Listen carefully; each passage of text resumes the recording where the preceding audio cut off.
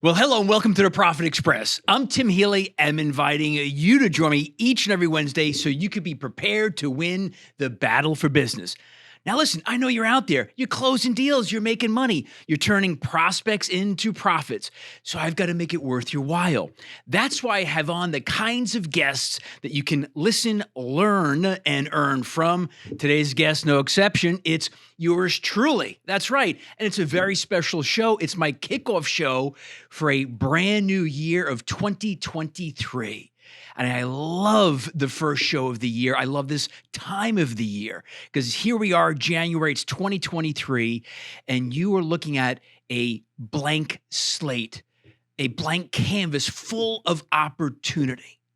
So welcome aboard. As always, thank you for your time. And of course, a special thank you to our sponsors, Corbett Public Relations, where they've been promoting and protecting businesses and brands for over 30 years. So do yourself a favor, visit Bill and his team at CorbettPR.com. That's CORBETTPR.com. Welcome aboard, everybody. So it's the first show of the year for the Profit Express 2023. And we all hear the word, I hate the word, I don't even want to have to say the word, but I'll mention it briefly in the beginning.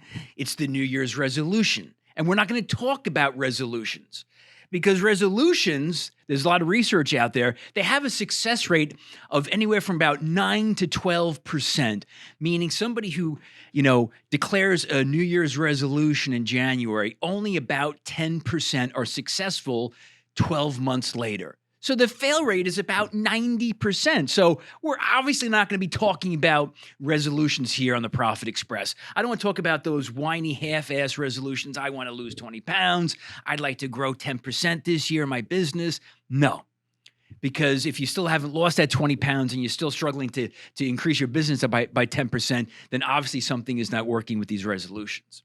Today on the show, I want to talk about goals. But not just goals here on the Profit Express. I want to talk about a goal that you've been thinking about. That when you think about it, when you visualize it, when you see it, it gets you excited. It gets your blood pumping. Maybe the thought of this goal also gets you a bit scared, perhaps. And that's a good thing. Those are the kinds of goals that I want to talk about today. And for me, again, it's not a resolution. It's about a goal. And I like to look at it and I like to talk about it this way. We want to talk about goals that are must-haves for you. Not a like to, but a must-have.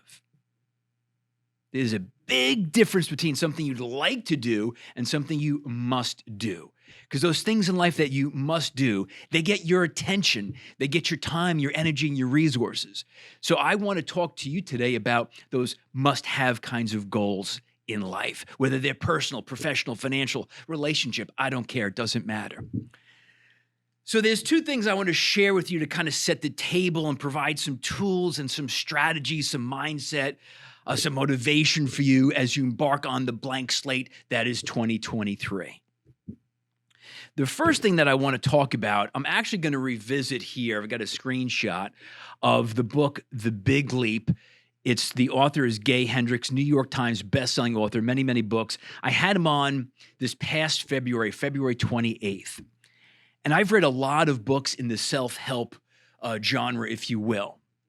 And I can very confidently and comfortably say that Gay Hendricks' book, The Big Leap, is probably the top 5 self-help books that I've ever read. So before I get too deep into the show, this is a book. Go on Amazon, you order it today, you buy it, you read the book. Read it as soon as you get it. It will be one of the important tools for helping you achieve success this year. Like I said, it made a big impact on me, and I'm actually into reading it for the second time as we speak. And again, you can see my interview with Gay Hendricks. It was February of 2022. So I want to talk about some key principles that he shared in his book that had a big impact on me. So that's going to be number 1 in the show. And number 2, I want to share with you a very personal goal, my 2022 fitness goal that I successfully completed, hands held high in personal victory, right? My goal, my fitness goal in 2022 was to run 1,000 miles. And thankfully, I did it. And it was funny. I did it on the very last day of the year. It was New Year's Eve, December 31st, 2022. I was at 993 miles. I had 7 more miles left, but I did it. So I'll get into that in great detail. And there's a lot of parallels between that fitness goal and how that can relate to, goals in sales and growing your business.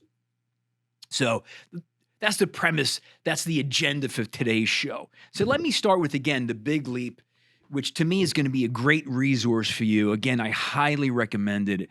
I'm on my second read. So I'm going to share with you some principles that Hendricks speaks about in his book. And I'm actually going to, if you're seeing me on YouTube, pardon me while I look away, and I'm going to actually read, because I don't want to paraphrase some of the ideas here that he shares. So what he talks about, one of the things that really had a big impact on me was something that's called the upper limit problem. Now, this is something that he talks about in the book that every human being has. I have it, you have it, and he's consulted some of business's top people, entertainers, some of the top people in their game. One of them they talked about in the book was Michael Dell, the founder of Dell Computer, of course, and he dealt with the frustrations of his own upper limit problem. Even him being a billionaire, it doesn't matter. So let me just read for you a little bit about what the upper limit problem is. So he says here, each of us has an inner thermostat setting that determines how much love, success, and creativity we allow ourselves to enjoy. When we exceed our inner thermostat setting, we will often do something to sabotage ourselves, causing us to drop back into the old familiar zone where we feel secure. So this is funny. As I was reading this book, it's the kind of book that when you read it, you almost get the sense that, wow, he's writing this book for me. And he talks about, you know what? You could have just gotten a great promotion at work and a great raise and a huge bonus. You could have had a great year in sales. You could have had a killer quarter bonus. The cash register is ringing. So financially, things are looking fantastic. You're having a better year than you've ever had. And then what we do as humans with this upper limit problem is we will do something to sabotage our relationship. So you have, you're married, and you'll invariably find yourself in the midst of a stupid, nonsensical argument that derails you and just sours the relationship with your wife for no good reason. Because what happens again, when you've reached that threshold of, hey, I think I can only be so successful, we'll do something to bring ourselves back down to that thermostat setting of what we're comfortable with. And then the opposite could be true. You could be in a great relationship, met a great woman, a great guy, and you could be happier than you've ever been. And then all of a sudden, you might make a financial decision that derails you. Because again, if you think about it, and again, we see this a lot in business, we see this a lot in sales. For a lot of us in our careers, that first threshold with that first job, hey, I want to get to that, to making $100,000, right? I never made $100,000 before. I'd love to make $100,000. And then when you finally get there, it's like, wow. But then, okay, I got there, I'm excited, but I'm not a $250,000 a year guy, or I'm not a $500,000 a year guy. Or in sales, you might think, hey, I've never sold $1 million before. I'm not the $1 million round table kind of producer.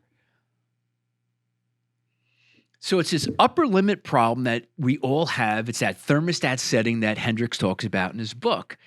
And once you start to be aware of it, you realize that when you're enjoying some really great success in one area of life, be aware of the sabotage to come, because it will come. So that's the upper limit problem. That was the first really big part in his book. It's a real big premise in his book. And another idea in his book that I want to share is his thoughts on limitations. And he says in the book, early on in the book, he says, in my life, I've discovered that if I cling to the notion that something's not possible. I'm arguing in favor of limitation. Very interesting.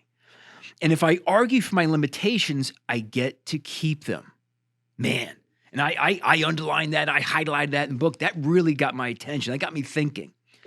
So again, he says, so if I argue for my limitations, I get to keep them. I get, they become a crutch. And he goes on to say, ultimately, we have to ask ourselves, what's the payoff for arguing forcefully for our limitations? Think about that. Why should we hold on to them? Why should we embrace them? Why should we keep using them? Because all limitations do, or excuses, if you will, are sabotage our performance, sabotage our behavior, sabotage our confidence. And once you start to undermine your activity and your performance and your behavior, you therefore, by default, automatically are crushing your chances of success. So that was just, to me, a very interesting thought on limitations. And, don't have them, don't argue for them, don't hold on to them, let them go. And he goes, I think we can put our mind at ease. Being willing to feel naturally good and have our lives go so well is not a safety hazard. And then the final part in the book, and this is all within the first 20 pages of the book, by the way. Early on in the book, Hendricks asks a series of what seemed to be painfully simple, obvious questions. But upon further review, and if you have the courage to answer them honestly, they're very powerful questions, and it gets you thinking. So here's a few of those questions I want to share with you today. One second here. Okay, here we go. So he says, again, in preparing for your big leap, am I willing, this is a question you have to ask yourself, am I willing to increase the amount of time every day I feel good inside? You might think that's a bit of an odd question. Of course, everybody wants to feel good. No, but the question is, are you willing to increase the amount, actually be aware and cognizant of feeling good a greater portion of the day? Interesting question. Here's another one. Am I willing to increase the amount of time that my whole life goes well? Because if you think about it in life, and again, it goes back to our negative self-talk, it goes back to our limitations. Well, I can be successful, but I'm not going to be the $1 million guy. I'm not going to be the $1 million round table producer. I don't know if I can make $500,000 a year. I don't know if I'm that kind of guy. Talk about limitations. Are you reaching your upper threshold, your upper limit problem? Some other questions. Am I willing to feel good and have my life go well all the time? Now you might think, and I even when I first read this, I'm like, wait, come on, life can't go well all the time. Life is tough, it's frustrating, bad things happen, right?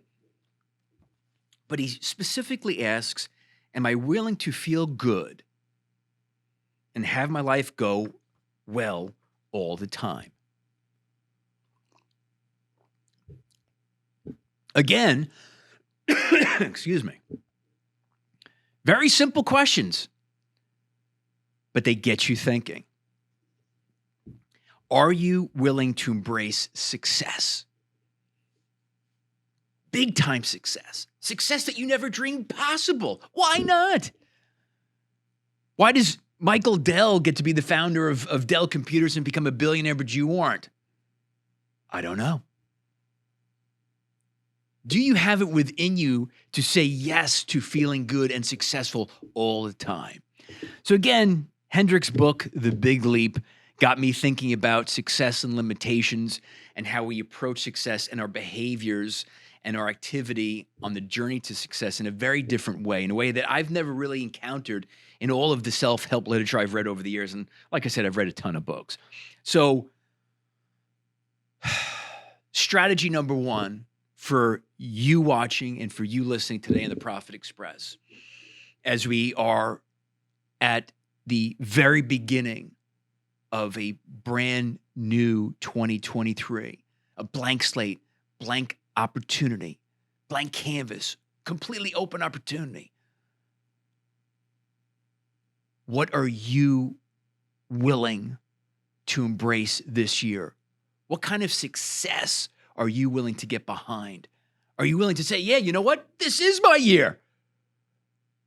Because when I'm talking about that goal, that must-have goal, and maybe you've tried in the past and you've fallen short. Maybe you've fallen short once or twice or three times. But is 2023 your year to be bold? To say, that's it, I'm doing it. All right, I failed in the past, but that doesn't matter. That no longer holds me back. That's what I want you to start thinking about. Because again, we're all starting at zero in the beginning of the year. We're all starting at zero. So what are you going to turn 2023 into? So again, great tool, great lesson. Go out, buy the damn book, read it, and apply some of the strategies that Gay Hendricks talks about. All right. So that's part one to today. I thought it'd be a very valuable part of the show, kind of sharing those ideas with you. And again, they've greatly impacted me today. Now, I want to talk about my own personal experience with a must-have fitness goal of 2022. So let me talk about my relationship with running. I've been running on and off for years. I do the occasional 5K. I do charity runs, that kind of stuff. Nothing too serious. And then a couple of years ago, I downloaded the app Map My Run. 2018 was the first year, I believe. And so I started to track it. And I ran like 110 miles in 2018. Certainly nothing to write home about. Then the next year, I ran a little bit more. I ran about, I think it was 307 miles in 2019. So I was getting into it. I was doing a little bit more frequently. I was running about 3 miles each time I went out. Not a big deal. Then, so that's 2019, 307 miles. 2020 happens. COVID hits. The gyms are closed. I always have to work out and do something physical. So I just took to running. There were no gyms. So I started running and running and running. And I really developed a love for it. I found that I could, when I went out on these runs, you know, it allowed me to think. It allowed me to think about business. It allowed me to be creative. And then what ended up happening in 2020, again, it was COVID year, gyms were closed. I went from having run about 307 in 2019 to running 620 in 2020. So that was more than I ever ran. And I was really getting into it. I really was enjoying running. So then 2021 happens. And again, I always like to have goals. And another goal, and I've spoken about in the show in the past, is I tried 4 times to climb Mount Washington, and I failed 4 times. And it was finally in 2021 that I did it successfully with my brother Chuck in August of 2021. We did it successfully up and down. It was a great accomplishment. But you need to do a lot of training, get in shape, cardio, all of that for a climb like Mount Washington in New Hampshire. And so I kind of kept rolling with this whole running thing. So last year, 2021, I ran 820 miles. And I'm like, holy crap, I have never run that before. Each year since 2018, I've been running more and more and more. So then I ran Mount Washington. I'm like, okay, I checked that off the list. I accomplished it. It was great. You know, like I said, I failed 4 times. I wouldn't quit. I was able to get to the mountaintop, you know, successful, awesome, great experience. And I said, what am I going to do in 2022? So without a lot of thought, I said, well, if I ran 820, I bet you I can run 1,000 miles. I mean, that sounds like a cool number, 1,000, right? Never ran 820. It's only another 180 miles. So I think, all right, I'm not crazy. So I put the goal out there that in 2022, I would run 1,000 miles. And I declared it on, and this is the difference. I declared it on social media. I went out there, maybe foolishly, but I did it. But again, it's all about accountability. I went out on Instagram, I shared, I told people, I told family, I told friends, my wife, everybody knew my goal was to run 1,000 miles in 2022. So roughly that's 83 miles a month. So this is where it gets interesting. January and February of 2022 were very cold, and I only run outside. I hate running on treadmills. January of 2022, I ran 45 miles. I'm like, all right, it's January. February rolls around, still cold out there, very cold. I ran about 46 miles. So now I'm starting to think, oh, crap. Now I'm getting behind a little bit. So now March rolls around. I did better in March. I did around 70 miles. But again, my goal, I've got to run 83 miles and change every month for 12 months. So now I'm in the hole. I'm in a deficit. So I keep inching up. And, I'm running about 4 miles each time I go out there. Then I realize I start to do the math, because one thing I always say about goals and success, if it's a year-long goal, right? Especially in sales and in business, a year is a long period of time that goes by really fast. And before you know it, it's there. Before you know it, it's December 31st. So now I have to adjust my goal. I'm like, well, you know what? I got to up my mileage per run. So I went from 4 to 5. And then as we're going into April and May, I'm doing about 75, 80, 85. I'm upping it. Then I go on vacation. It slows down a little bit in June. And then July, I went on vacation. I was away for 2 weeks. And I only did 68 miles in July. And then I'm like, oh, crap. I'm doing the math. Because I'm, look, sales performance coach. I'm measuring goals, performance activities every single day for myself, my clients, obviously. Now I'm in the hole. So now I got it in July into August. I go from 5 miles. Now I said I got to do 6 miles a run. I never regularly did 6 miles a run. I only ran one half marathon my entire life, and that was not a pretty picture. It was a disaster, obviously, actually. So I upped it to 6 miles. And then at the end of the third quarter, I'm really crunching the numbers. So at the end of September, I'm at 685 miles. So that means I got 315 left. I'm like, oh, crap. That means 315 in the fourth quarter, October, November, December, 315, 3 months, do the math. It's 105 miles a month. I'm like, oh, my God. Then I start to sweat and panic a little bit. The most I ever ran was about 90-something miles. I think I did that back in 2021. I'm like, well, I got no choice now. I told family and friends. I've talked about it on social. I've shared it on the show. I've shared it on Instagram. And again, I'm a sales performance coach.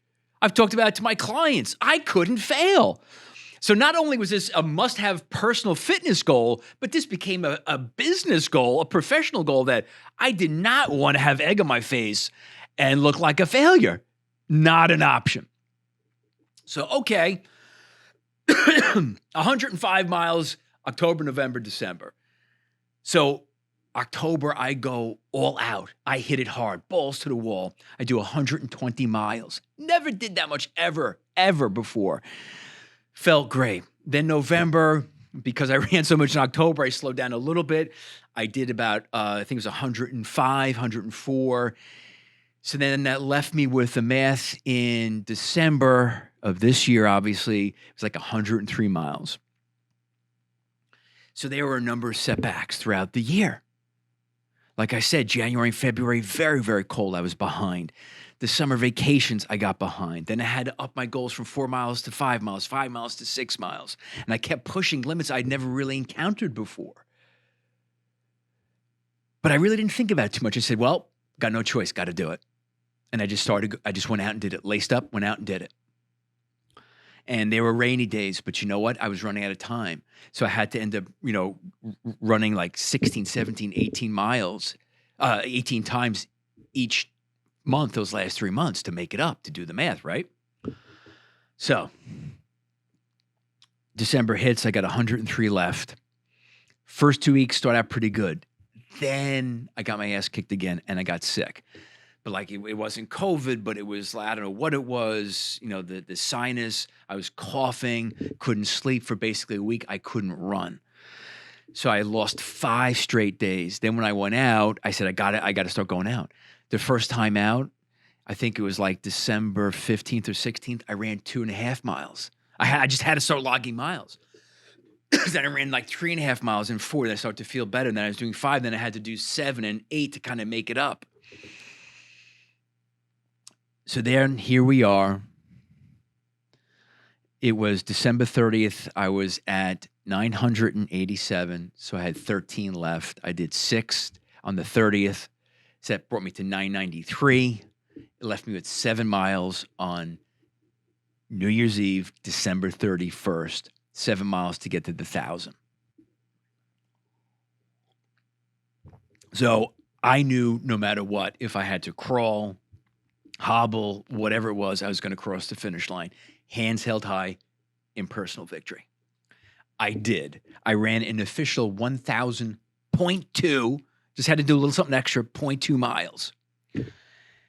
And it was funny. So I had the whole year, which, as I said earlier, especially in sales and business, a year is a long period of time, 365 days. It goes by really freaking quick. And it was a great lesson because I had the goal. And like all of us, whether it's $1 million in sales, whether it's income of this, the numbers and backing out and what do I have to do every month, every week, that's not the hard part. I knew what the numbers were. Like I said, I do that every day. I do it for myself, my clients every day. But it was the challenges and it was the setbacks that happened throughout the year. And there was plenty of days in August when it was disgustingly humid. I didn't want to be out there. It was days it was raining. I didn't want to be out there. I didn't have a choice. But when I committed to myself and because, I'm talking to clients, hey, Tim, what's going on? Oh, I saw you talked about this 1,000-mile running goal. Wow, tell me about that. And I talked to him about it. And I can't fail. I can't be the coach who fails. That's my take. Because my credibility on the line. So to me, it was, the last November, that's when the drudgery set in. December, my legs felt like bags of wet cement. They just got heavier and heavier. I started slowing down. Like I said, I got sick for an entire week at the least opportune time of the entire freaking year. But I did it. Okay. And certainly if I can do it, anybody can do it. And again, I don't care what your goal is in 2023, personal, professional, relationship, financial, a fitness goal. Okay. I always like to have a fitness goal. Fitness goals, they give me something outside of work. They get my energy going. Motion is lotion. It keeps me going. I get so much energy. I need to burn off something. Like I said, in 2021, I climbed Mount Washington, which for me was great. This year I did the 1,000 miles, which I'm super proud of. But as we talk here on the first episode of the Profit Express 2023, I just want to share with you my personal experience and what you can learn from it. And realize that any worthwhile goal, any must-have goal, you're going to get your ass kicked. You're going to have to readjust the goal, the metrics, the performance, the activity. Things will come up. I promise, I guarantee it. Again, because we're not talking about some mamsy-pamsy half-ass resolution. I want to talk about something that is meaningful to you. As I said in the beginning of this show, we're talking about a goal that when you think about it, when you visualize it, when you see it, it gets you excited. It gets your heart pumping. Maybe it gets you a little nervous. Have you been dealing with an upper limit problem? Have you been holding yourself back? I don't know if I can be that successful. Why not? What limitations have you been embracing? What excuses have you been holding on to? So, and again, it's a great tool. And I'm calling this book a tool, a resource. I'm on my second read. I've recommended this to, I don't even know how many clients at this point since I read it in the beginning of 2022. It's a must read for you. All right. After you listen to the show, go out, buy it. When you get it, read it cover to cover. All right. So here's the deal. Let's make this simple. Don't overthink it.